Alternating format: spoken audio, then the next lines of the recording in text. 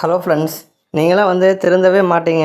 சும்மா voice overall மட்டும்தான். உங்கள நம்பி நான் வரேன். நீங்களாம் ஜெயிப்பீங்க அப்படின்னு சொன்னேன். பட் இப்போ நிலமைய பார்த்தா நான் பண்ணது மிகப்பெரிய தப்பு அப்படின்னு எனக்கு உணர வச்சுட்டீங்க அப்படிங்கிற மாதிரி.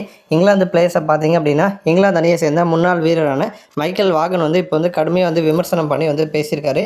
எப்போதுமே பார்த்தீங்கன்னா இவர் அவருடைய நாட்டை தான் உயர்வாக பேசுவார். அதில் எந்த தப்பும் கிடையாது.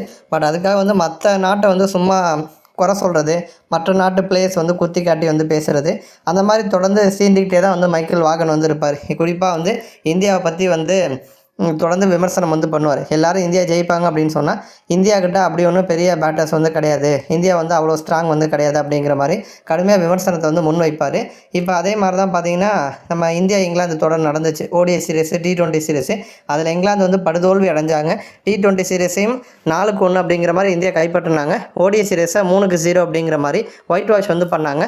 அந்த சமயத்தில் கூட பார்த்தீங்கன்னா இவர் முட்டு கொடுத்து தான் பேசினார். அதாவது இங்கிலாந்தை பொறுத்த வரைக்கும் இதே மாதிரி சாம்பியன்ஸ் ட்ராஃபியில் ஆட மாட்டாங்க. இது ஒரு வார்ம் அப் கேம் மாதிரி எடுத்துக்கிறாங்க. ஆனால் சாம்பியன்ஸ் ட்ராஃபியில் நிச்சயமாக நல்லா பர்ஃபார்ம் பண்ணுவாங்க. இந்தியாவை தோற்கடிக்கக்கூடிய எல்லா பிளேயர்ஸுமே எங்ககிட்ட வந்திருக்காங்க.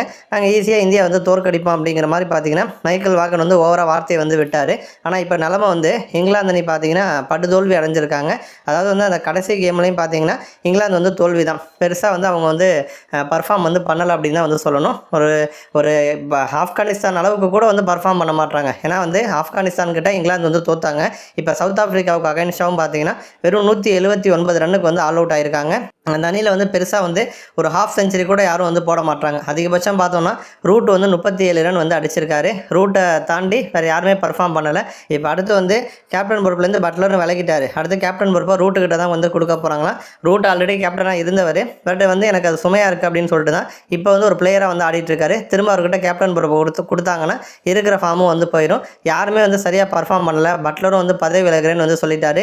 டீமில் பெரிய ஒரு கோஆப்ரேஷன் இல்லை. அதனால் பார்த்தீங்கன்னா இங்கிலாந்து இப்போ படுதோல்வி அடைஞ்சு வெளில போகிறாங்க. இப்போ வெளில போகிறது கூட பிரச்சனை கிடையாது.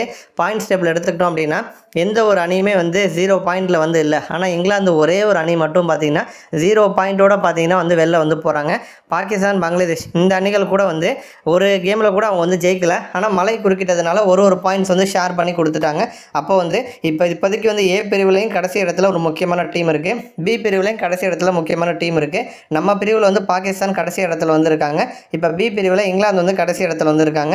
ஆப்கானிஸ்தான் 3 பாயிண்ட்ஸ் வாங்கியிருக்கிறப்ப இங்கிலாந்து அவங்களுடைய பாயிண்ட்ஸ் கணக்கே ஸ்டார்ட் பண்ணாமல் வெளியேறாங்க. இப்போ இதை பற்றி வாகன் என்ன சொல்கிறார் அப்படின்னா, உங்களை நம்புறது சுத்த வேஸ்ட்டு. கிரிக்கெட் வேறு மாதிரி மாறி போயிட்டுருக்கு. நீங்கள் வெறும் வாய்ஸ் அவுட் ஆல் மட்டும்தான் விடுறீங்க. ஒரு டெடிக்கேஷனாக ஜெயிச்சே ஆகணுங்கிற மாதிரி ஒரு கட்டாயமாக எடுத்துக்க மாட்டீங்க. ஏதோ இந்தியாவுக்கு டூர் வந்திருக்க மாதிரி வந்தீங்க. இந்தியா தொடர் எல்லாத்தையும் இழந்தீங்க. இப்போ சாம்பியன் ட்ராஃபியும் போணுச்சு. ஒரு ஆப்கானிஸ்தான் பர்ஃபார்ம் பண்ணுற அளவுக்கு கூட உங்களால் பர்ஃபார்ம் பண்ண முடியலை. அந்த வெறி உங்ககிட்ட இல்லை.